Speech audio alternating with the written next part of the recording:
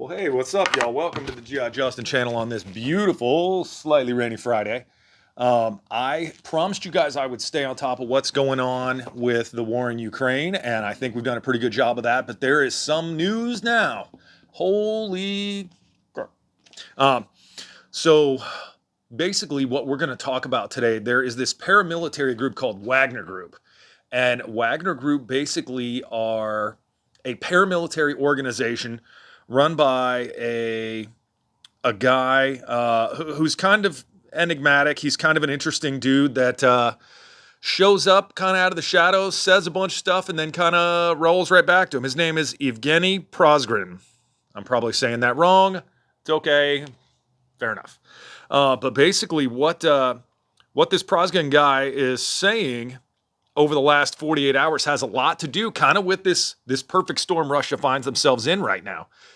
So, we just did the video on the purported drone strike that apparently we are now somehow involved in, where, you guys have probably watched the video by now. This little drone explodes above the Kremlin. The flag doesn't even move. It's just not a very great, whatever. They're calling it a drone strike on the Kremlin as an attempt to kill Vladimir Putin. If you haven't watched the video, I'll post it up here at the top in the very beginning of the video. So there's that. That's kind of the first little kink in the armor here that the Russians are facing. And the second one is that this guy is basically, he's the head of the Wagner Group, who is the mercenary arm of the Russian effort in Ukraine. And he basically got on his account and said he's going to withdraw his entire army from basically the symbolic focus of the fighting, an area called Bakhmut, on May 10th. And he doesn't even throw like unless the Russian military does this, unless Putin does this. He's just like, yeah, we're out. We're leaving. We got to get out of here. He says it's going to happen so that they can lick their wounds as they refuse to fight on senselessly without enough artillery shells to function. And that's basically after the May 9th Victory Day celebration, where Russia celebrates defeating the Nazis. He says, hey, we're patriots. We love Russia, but we need more than what we're getting.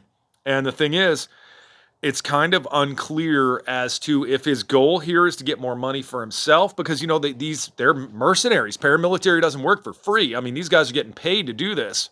And Wagner Group is a little infamous. They've been used in other circumstances with Russia, and they are infamous for both their ruthlessness and their ability to operate with just impunity. They do not care about Geneva Convention. They don't care about civilian casualties. They're a steamroller. They will bust in there and crush whatever's in their way. I mean, it is the essence of Russian military strategy. But he's saying, hey, we don't have enough artillery. We don't have enough anything. You guys, the Russian military is not supporting us to the level it should. And, without getting too deep into it, the thing that is kind of ironic about that, so Wagner Group moves into Ukraine last year and immediately took severe casualties. Their best units were decimated to the point that they were no longer effective as a fighting unit.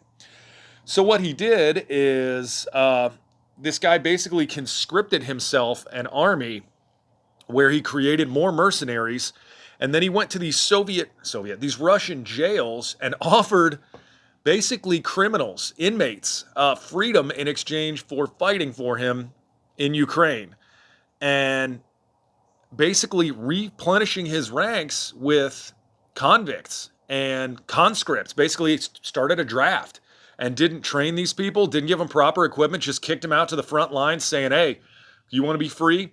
Win the war.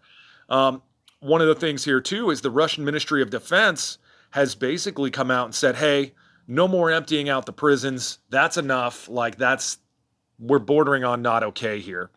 And that kind of frustrated this guy too. So they're saying, hey, we've had enough. If we are pulling back, we're not staying in this. We don't care. And the thing that's interesting here, the Wagner Group makes about half of the Russian presence in that region. About 50% of the forces there are Wagner soldiers. And basically their boss is saying in 5 days, we're out of here. We're getting our butts kicked. You're not helping us enough. We got to go.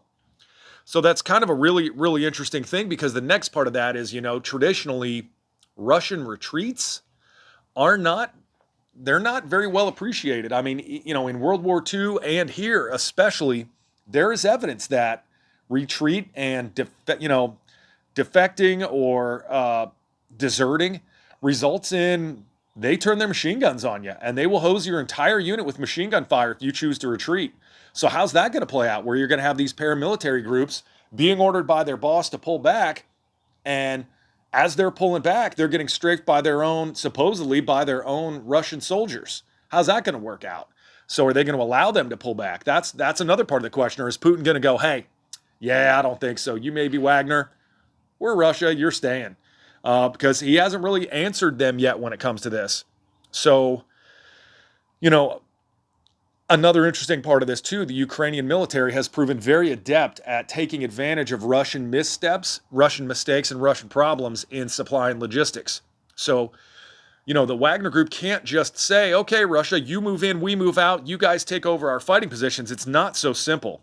When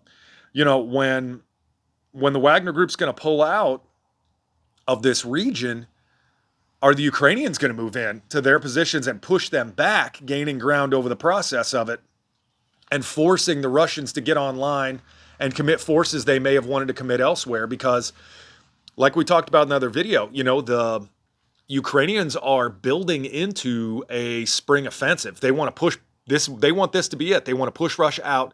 They want it to be the end right here. So as Wagner pulls back, as obviously the Ukrainians can see, they've got drones, they know what's happening. Are they going to push in and do their best to end this right here and use this Wagner pullout as a way to turn the entire eastern flank of the war? It's another facet to this. It appears that Wagner Group has kind of a feud going with a lot of the Russian Ministry of Defense and the top brass within it, that they don't like the way he's operating. He says, hey, I'm a private military organization. I operate how I want to. You should just be happy that I'm here. As part of this, the Putin administration, one of the things that has long been a Soviet and now a Russian theme is not showing signs of weakness in any way.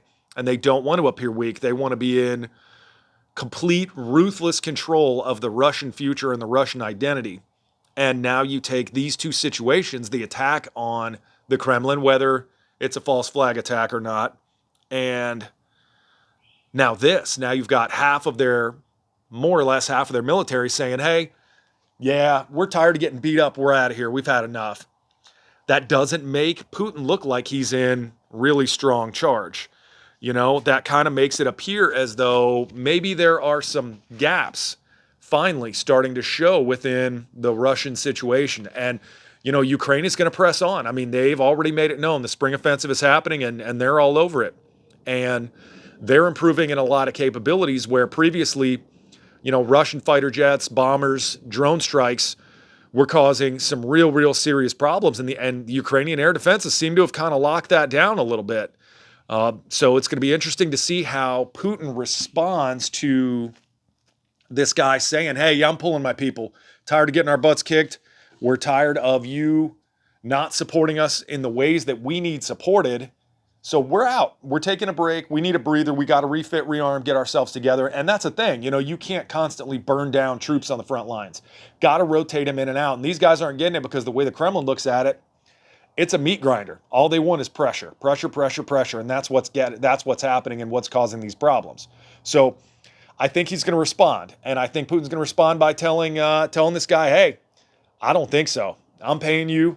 You do what I say. So we'll see how it plays out, because if they do pull back, I think Ukraine takes advantage. So thank you guys so much for watching the videos. Thank you for subscribing. There's a little helicopter that's going to pop up down here in the corner. That's actually me flying in Afghanistan. One of these days, I'll tell the story of that mission if you guys get me to do it. Thank you guys for buying bourbon for me. I had somebody buy me another one, and I am here to tell you I truly appreciate that, because there is nothing on the planet quite like a lovely bourbon. So thanks for liking and commenting these videos. You guys have an awesome day, and I'm actually going to do a bonus video for you this weekend. So thanks for everything you guys do, and I appreciate it.